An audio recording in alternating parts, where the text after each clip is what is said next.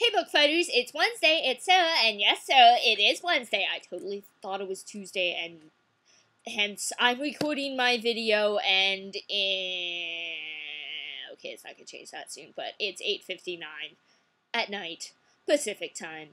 So yeah, this will hopefully be short.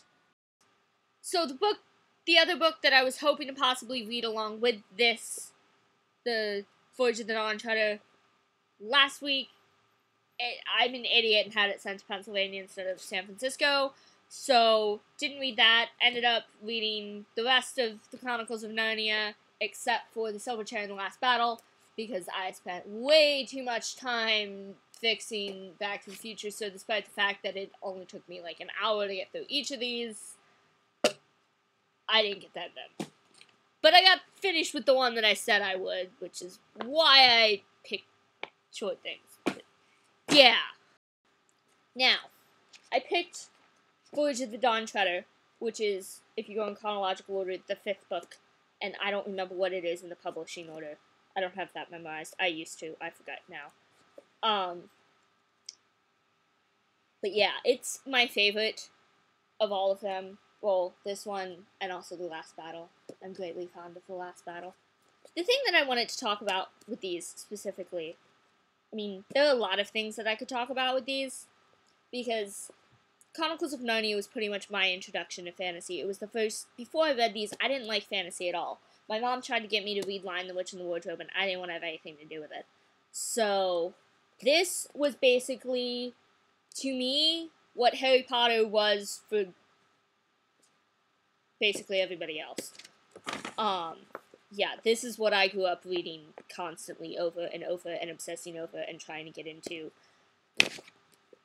Yeah, Narnia was my Hogwarts. We also have owls. What I want to talk about specifically in regards to Chronicles of Narnia is the narrator. A lot of people don't really like the narrator, but I personally love the narrator. And that's really one of the things that, when I've watched the 2 movies that are out so far, and I believe Dawn Treader is coming out sometime around Christmas. I don't know. I really don't care. I'm just like, whatever. I might see it on Netflix at some point. Because I don't like the Narnia movies, even less than I like the Harry Potter movies.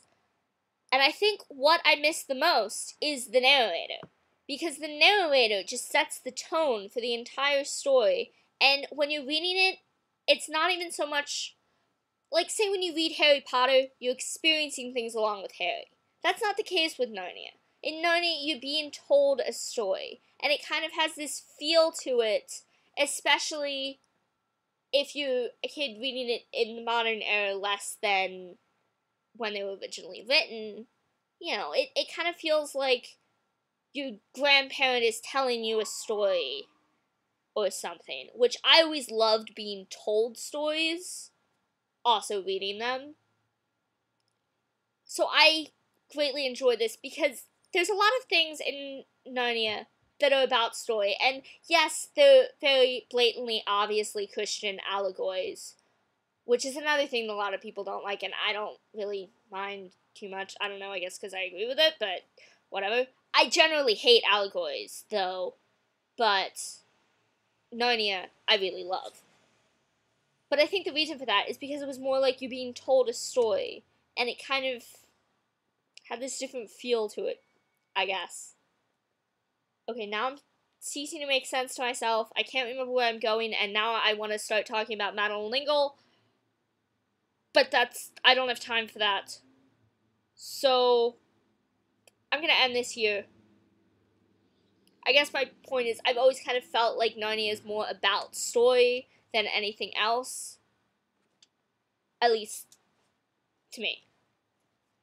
Anyway, questions. I can't actually remember questions beyond, I know there were questions I was supposed to answer last week, but said I would answer this week, but I forget what they are, and I don't have time to go back and watch and figure out what they were. So I'm going to answer those next week, which I said last week, but this time I'll actually do it.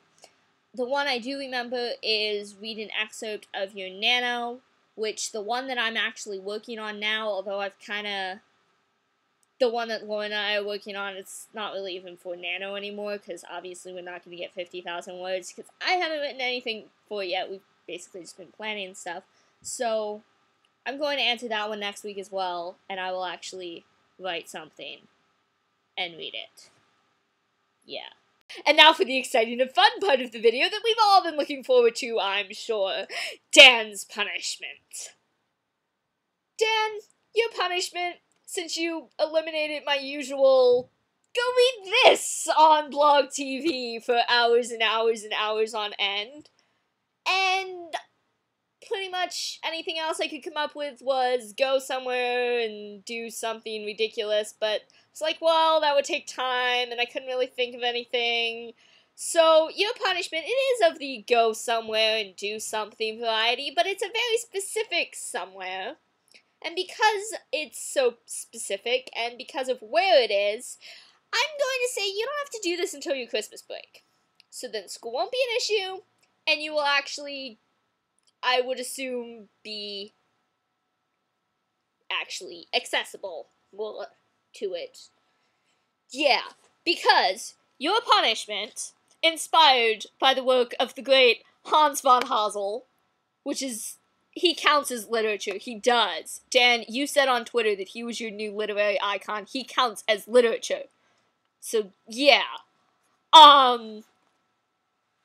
Well, you have to dress up as one of the Beatles. I don't care which. I don't even know all their names, so I really don't care. Just as long as you look vaguely like one of them.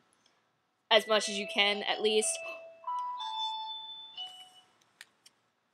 Text message.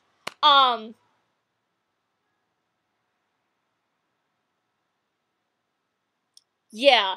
So, dress up as one of the Beatles, get a box, write in large, clear, legible, from however far away the camera would be, letters, internet on the box. Go to Liverpool City Centre, the place where you showed us in your Where I Live video, where there's the big, gigantic ad for the Beatles, because no one's ever heard of them, apparently. And run around in front of that, holding this box up over your head that says internet, shouting Liverpool, but spelled with only one O, however you would pronounce that, at just really loud for a sufficiently embarrassing amount of time. You can't just, like, yell it once and run for, like, 5 seconds. It should be a while. Not like 5 minutes, but yeah, that's your punishment. For next week, I will be reading, I have no idea what I'm reading, actually. It needs to be short. Well, no, actually, I guess it doesn't have to be as short this week, because, no, wait, never mind. Thanksgiving is after next week. Okay, I can do a slightly longer one for Thanksgiving. I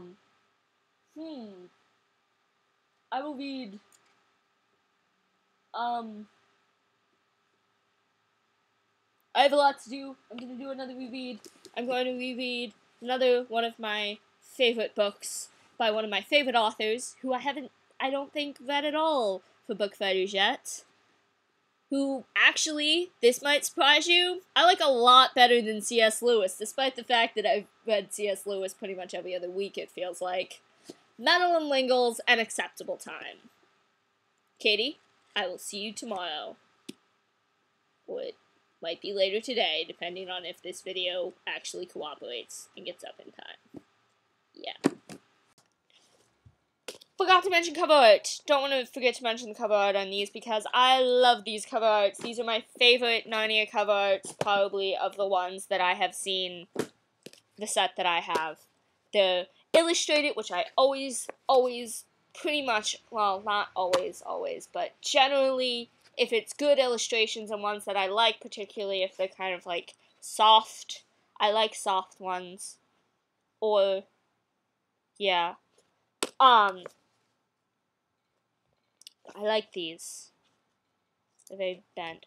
And this one, Voyage of the Dawn Treader, it shows the Dawn Treader in the Sea of Lilies, which I appreciate then even more, because this scene right here is where my Twitter handle comes from. Sweetwater East, Sea of Lilies. If you've read the book and remember, then you'll get the connection there. If you haven't or forgot, can't remember, then you won't, and will probably think, well, that's the dumbest thing I've ever heard. Even if you do get it, you may still think that's the dumbest thing you've ever heard, but I like it, so I don't care. Bye again, for reals this time. When I was looking back at my bookshelf trying to figure out what to read, I noticed Mockingjay on it, and it reminded me, we still have not done our Hunger Games chat, and we need to do that, and we need to do that soon, because I need to talk about that, and I don't have anyone else to talk about that with, and we need to do that with all of the book photos actually there. We've talked about it a little bit, but usually it's just me and Lauren and Katie, and we need to have Julia and Dan and other people there as well, and that needs to happen soon. So, yeah. I'm really leaving this time.